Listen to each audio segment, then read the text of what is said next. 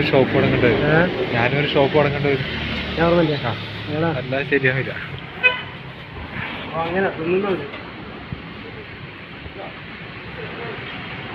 Town ഏരിയയിലാണെങ്കിൽ ഞാൻ ഇങ്ങനെ കഴിക്കില്ല.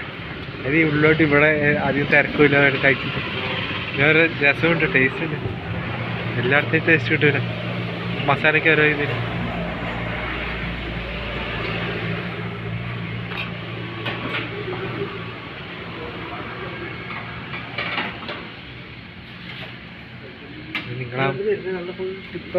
നിങ്ങളാകുമ്പോൾ നമുക്ക് നോക്കിയും കണ്ട് പറഞ്ഞ് തരൂലേ.